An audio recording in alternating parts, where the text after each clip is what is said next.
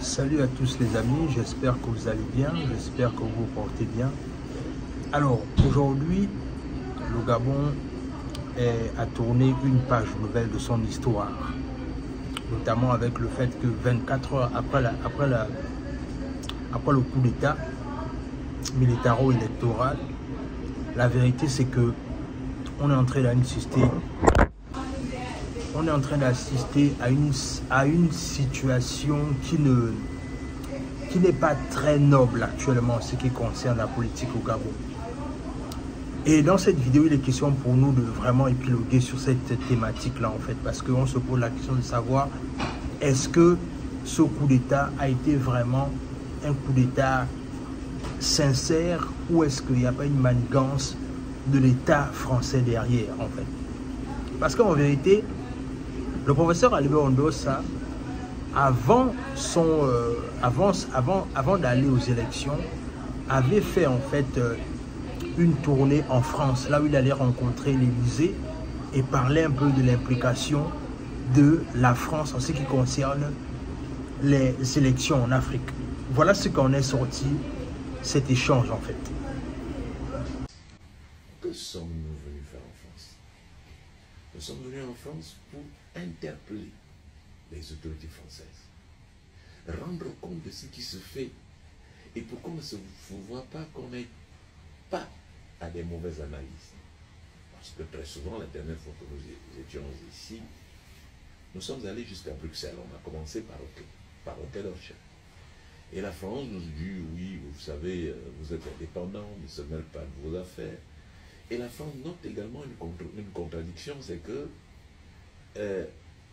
autant les Africains ne veulent pas que de plus en plus que les Français ne se mêlent pas de leurs problèmes, autant certains d'entre eux, dont nous recourons à la France, ils ne comprennent pas. C'est assez contradictoire. Je leur ai dit que ce n'était pas du tout contradictoire, nous n'étions pas du tout en contradiction. Ce qui se passe souvent, c'est qu'il fallait que je leur dise en français facile comment les choses se passent.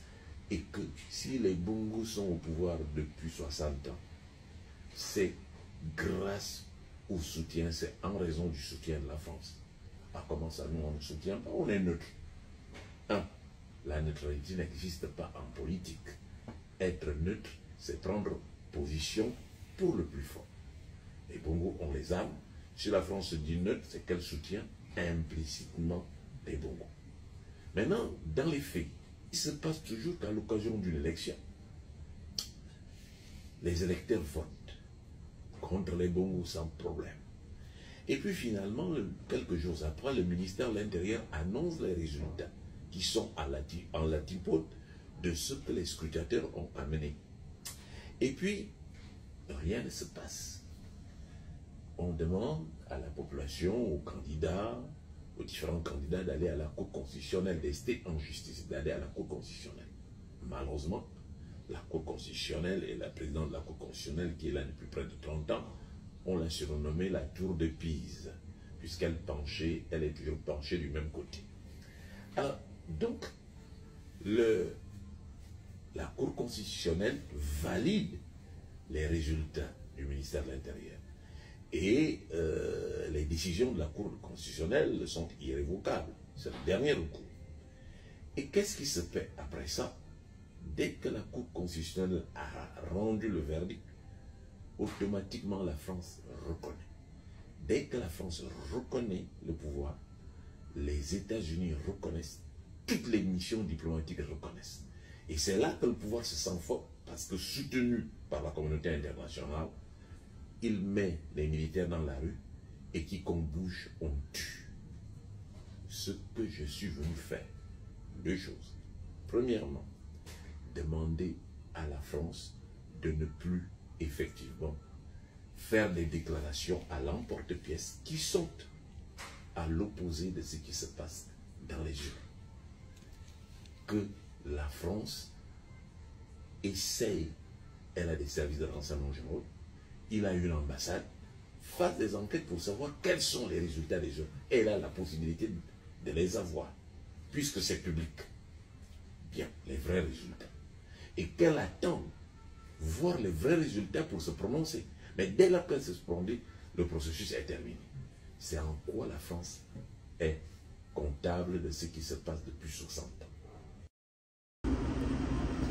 Comme vous avez pu le constater, le professeur Albert Ondossa pose des bases essentielles en ce qui concerne la neutralité de la France face aux situations post-électorales en Afrique. Parce qu'en vérité, la France a toujours position en se disant que non, nous, on ne s'ingère pas, on ne prend pas position. Mais alors qu'en vérité, ne pas prendre position, c'est de choisir clairement le côté de l'oppresseur, en fait. Et on voit clairement que ici, le professeur avait même déjà prévu quelque part un temps soit peu ce qui devait se passer, en fait. Mais les choses se faisant, on arrive à un renversement de situation, là où ce sont les militaires qui dirigent maintenant le Gabon.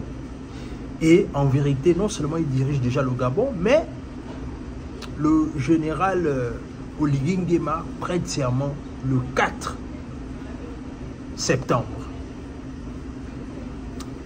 On se pose quand même beaucoup de questions. On est en train d'essayer de se poser la question de savoir pourquoi un militaire va prendre le pouvoir alors qu'en vérité, le Gabon n'était pas dans une crise. C'est-à-dire qu'on avait juste un problème de dictature, mais il n'y avait pas une crise où encore le Gabon ne connaissait pas une violence qui puisse faire en sorte qu'on puisse parler de transition, en fait. Parce qu'en vérité, quand on parle de transition dans un pays, c'est qu'il y a d'abord des troubles, il y a d'abord des violences qui puissent faire en sorte que maintenant là, quand les militaires prennent le pouvoir, là on va parler de transition en fait. Et non seulement on est en train de parler de transition, mais là on est en train de parler de investiture du militaire, c'est-à-dire du général Oligui Nguema qui va prendre le pouvoir officiellement le 4 septembre de cette année 2023. Mais on se pose également une autre question qui est très très pertinente. C'est celle de savoir si véritablement les militaires ont reconnu qu'il y avait le fait qu'à un moment donné, l'élection a été truquée. S'ils reconnaissent que l'élection a été truquée, c'est qu'il y a un vainqueur quelque part. Et si il y a un vainqueur quelque part, pourquoi ne pas restituer le pouvoir au professeur Albert Ondossa? Pourquoi ne pas restituer simplement le pouvoir au professeur Albert Ondossa? C'est aussi simple que ça. Mais malheureusement, les militaires sont en train de s'agiter, mais ils sont même en train de vouloir déjà, comme je vous disais, prendre le pouvoir officiellement, mais tout en laissant le professeur Albert Ondossa de côté. Et l'autre chose aussi, ce qui a été fait, c'est que la révélation qu'on a reçue également, c'est que le professeur Albert Ondossa est sous résidence surveillée. À un moment donné, ça amène beaucoup de questionnements. Si c'est quelqu'un que on sait, tout le monde sait qu'il a gagné l'élection, pourquoi est-ce que les militaires le mettent sous résidence surveillée? C'est bien beau, ils ont commencé à faire des arrestations au plus haut de l'État. C'est bien beau, c'est intéressant et c'est tout ce que nous on veut. Mais pourquoi mettre le professeur Albert Ondossa sur surveillance? Et qu'en est-il de son chargé de la sécurité? L'ancien, je crois que c'est le général Okili ou Ongili, quelque chose comme ça là, je ne suis pas trop sûr du nom, mais je vais revenir avec ça dans une autre vidéo. Où est passé son aide de camp en fait? Parce qu'on dit qu'il est introuvable. Il est introuvable son aide de camp. Alors que c'est quelqu'un qui était déjà à la retraite, mais qui a voulu simplement apporter son expertise dans la sécurité du professeur Albert Ondossa en fait. Et à un moment donné, oui, cette élection a eu beaucoup de, on va dire ça comment, elle a eu beaucoup de contestations. Mais en même temps aussi, le fait que les militaires ont pris le pouvoir, ça a été un peu pour le peuple salutaire. Mais en vérité, on ne peut pas s'empêcher de se poser certaines questions. La vraie question qu'on est amené à se poser, c'est celle de savoir, est-ce que la France n'est pas derrière ce coup d'État? Parce que la façon dont ce coup d'État a été orchestré, on se pose la question de savoir est-ce que l'ancienne colonie n'est pas derrière cela. Parce qu'en vérité, la première chose qui m'amène à poser cette question, c'est celle de savoir, c'est-à-dire, on dit que oui, la France condamne ce coup d'État et la ministre elle dit carrément, on a un regard particulier sur ce qui se passe au Gabon. Mais alors qu'on sait une chose, c'est que la majorité des pays qui ont causé des coups d'État en Afrique, notamment au Mali, en Guinée et au Niger, ce sont des personnes qui réclamaient d'abord leur souveraineté, mais qui voulaient couper le cordon ombilical avec la France. Mais alors que ce qui se passe au Gabon, c'est qu'il n'y a pas eu cette revendication-là. Et tout se passe comme sous des roulettes, en fait. Il n'y a pas une certaine prise de position, ou bien dans le sens là où les Gabonais veulent véritablement leur liberté, en fait. C'est juste...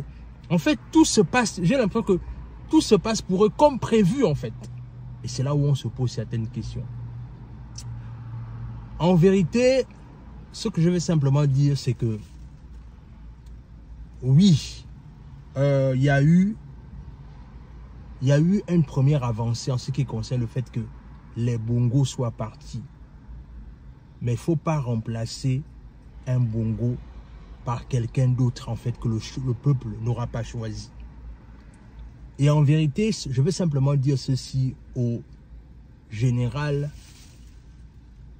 Brice Clotaire Oligui Nguema. C'est que, comme a dit Kémy Séba, arrangez-vous à ne pas finir comme l'ex du Burkina qu'on appelle Daniba. Parce qu'en vérité, Daniba a pris le pouvoir, mais en vérité, Daniba n'a fait qu'encore qu'à dealer avec les mêmes.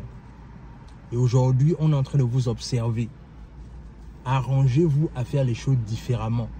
Parce qu'en vérité, le peuple veut une situation différente. Dans tous les cas, c'est ma petite analyse que je voulais partager avec vous. Dites-moi ce que vous en pensez en commentaire. Abonnez-vous à la chaîne. Partagez la vidéo autour de vous. Laissez un like, laissez un commentaire. Et sur ce, on se dit à la prochaine.